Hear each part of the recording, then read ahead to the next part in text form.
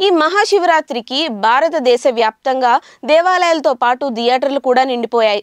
తెలుగు సినిమాలు గామి, భీమాతో పాటు ప్రేమలు అనే మలయాళం డబ్బింగ్ సినిమా కూడా విడుదలైన సంగతి తెలిసిందే. వీటితో పాటు నిన్న బాలీవుడ్లో హారర్ థ్రిల్లర్ సైతాన్ కూడా మంచి అంచనాల మధ్య థియేటర్లో విడుదలైంది. ఇందులో అజయ్ దేవగన్తో పాటు మాధవన్, జ్యోతిక వంటి టాలెంటెడ్ యాక్టర్స్ కూడా ఉండడంతో ఈ సినిమాపై ప్రేక్షకుల్లో మంచి బజ్ క్రియేట్ అయింది.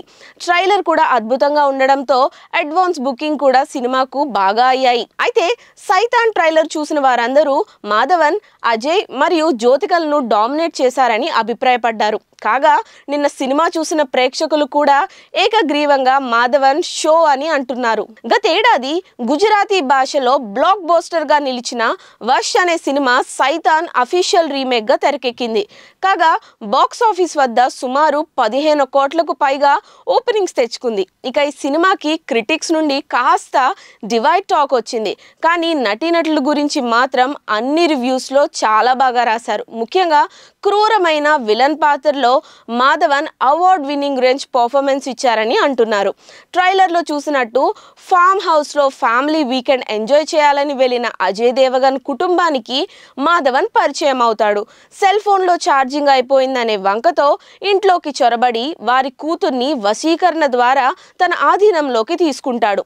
అతని భార్య నుండి తమ కూతుర్ని కాపాడుకోవడానికి అజయ్, జ్యోతికలు ఏం చేస్తారనేది మిగతా కథ. సాధారణంగా సినిమాలో విలన్ పాత్రలు రొటీన్ గా ఉంటాయి. అయితే ఇలాంటి థ్రిల్లర్ సినిమాలో సైకో పాత్రలు మాత్రం కొత్తగా ఉంటాయి. అలాంటి పాత్ర దక్కితే ఇంకా మాధవన్ లాంటి నటుడు చెలరేగిపోవడం ఖాయం. సైతాన్ సినిమాలో ఇదే జరిగింది. మాధవన్ పర్ఫార్మెన్స్ కు అటు విమర్శకుల నుండి ప్రేక్షకుల నుండి మంచి రెస్పాన్స్ వచ్చింది. క్రూరత్వంలో నిండిన విలనిజంను అద్భుతంగా పండించారని, అజయ్, జ్యోతిక వంటి మేటి నటులను డామినేట్ చేశారని మాధవన్ నటనకు ప్రశంసలు లభించాయి.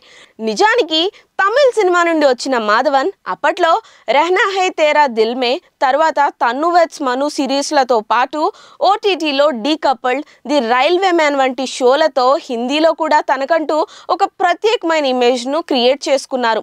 సైతాన్లో అసాధారణమైన నటనతో మరోసారి బాలీవుడ్ చూపును తన వైపు తిప్పుకున్నారు.